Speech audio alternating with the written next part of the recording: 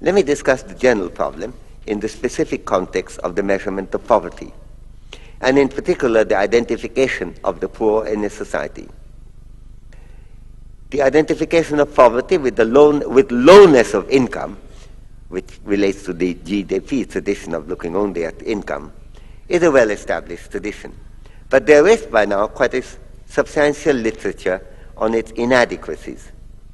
People have different opportunities of converting income into characteristics of living, and the relationship between income and poverty is instrumental and contingent. If we say poverty as inability to lead minimally acceptable lives for economic reasons, then we have to see poverty as capability failure. That is, failure of our ability to lead the kind of life that we would regard minimally valuable and acceptable, rather than simply as lowness of income. Even though the two are related, and they indeed are, they are not so closely related that they can be seen as essentially identical. There are in fact various types of contingencies leading to variations in the quote-unquote conversion of income into levels of living. Let me point to 4 important sources of variations briefly. 1, personal heterogeneities. People have disparate physical characteristics connected with disability, illness, age, and gender, making their needs diverse. For example, a disabled or an ill person may need more income to do the same elementary things that a less afflicted person can do with a given level of income, and some disadvantage may not be correctable even with more expenditure on treatment or prosthesis. 2, environmental diversities.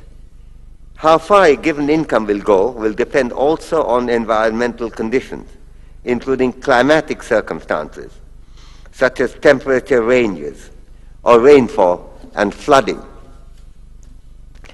The problems created by global warming might make some of them stronger when the possibilities of Maldives or parts of Bangladesh being drowned and immersed in water may become real. The environmental conditions need not be unalterable. They could be improved with communal efforts, or they could get worse by pollution or depletion that's taking place over time.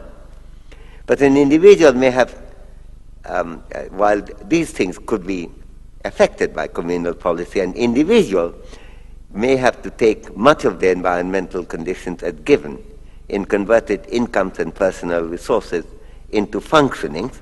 This is the term that's used in the literature to indicate what we can do and be, like being well-nourished, being schooled and educated, being able to take part in the life of community, something which Adam Smith discussed, and so on, and into the quality of life we are able to enjoy.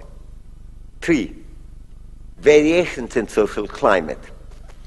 The conversion of personal resources into functionings is influenced also by social conditions, not just natural ones, including the system of public health care and epidemiology, including public educational arrangements and the prevalence or absence of crime and violence in the particular location.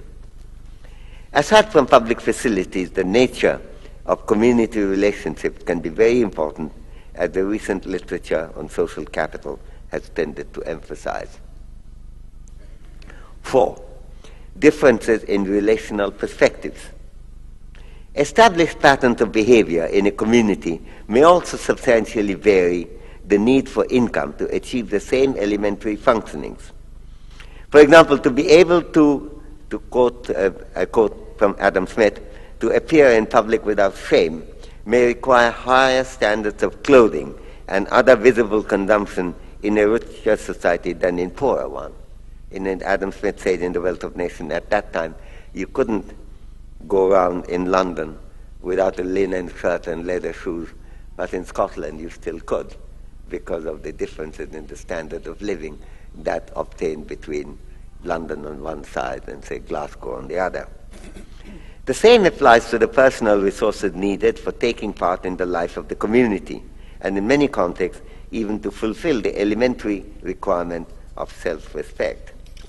This is primarily an inter-societal variation rather than an inter-individual variation within a given society, but the two issues are, of course, frequently interlinked.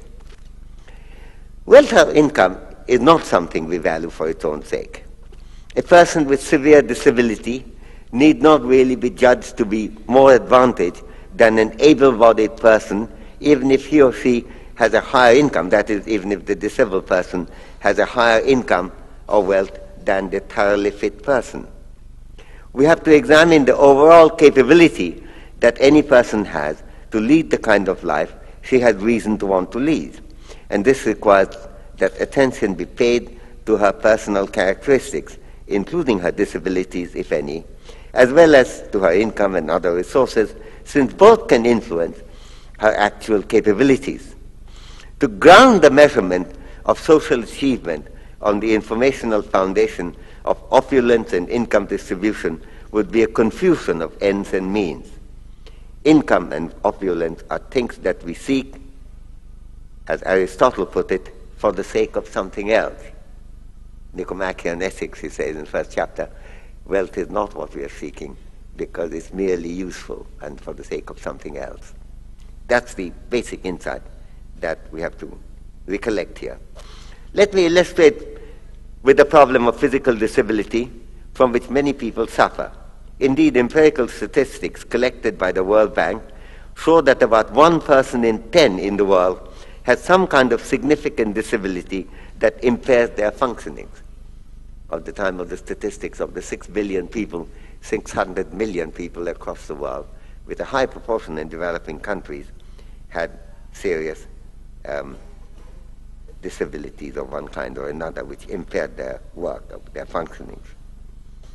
In this context, it is extremely important to distinguish between 2 types of handicap that tend to go with disability, which may be respectively called earning handicap and conversion handicap. A disabled person may find it harder to get a decent job and to retain it, and may receive lower compensation for work. This earning handicap will be, in fact, reflected in the opulence-based accounting, since a disabled person may well be seriously disadvantaged in terms of income and wealth.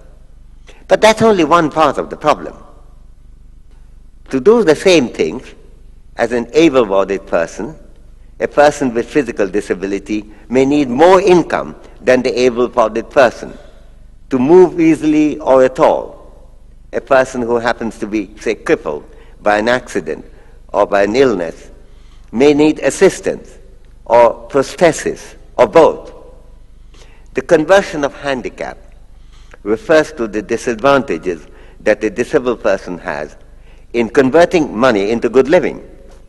It's not sufficient to be concerned only with the earning handicap, since disabled persons tend to suffer also from conversion handicaps. The issue is quite central to understanding the limitations of income-based view of poverty. And I've tried to argue, in fact, in my recent book too, The Idea of Justice, which came out last year, but Mondadori had published in Italian edition just, I think, 2 days ago. I discussed there why the poverty relief programs across the world, since the focus only on income, earning handicap, and not on conversion handicap, misjudge the enormity of the poverty problem, even in rich countries, not to mention the poor ones. Poverty can be seen as an inadequacy of the basic capabilities that a person has. This links with lowness of income, certainly, but not just that. With the same level of income, a disabled person may be able to do far fewer things and may be seriously deprived in terms of the capabilities that he or she had reason to value. For the same reason for which disability makes it harder to earn an income, disability also makes it harder to convert income into the freedom to live well.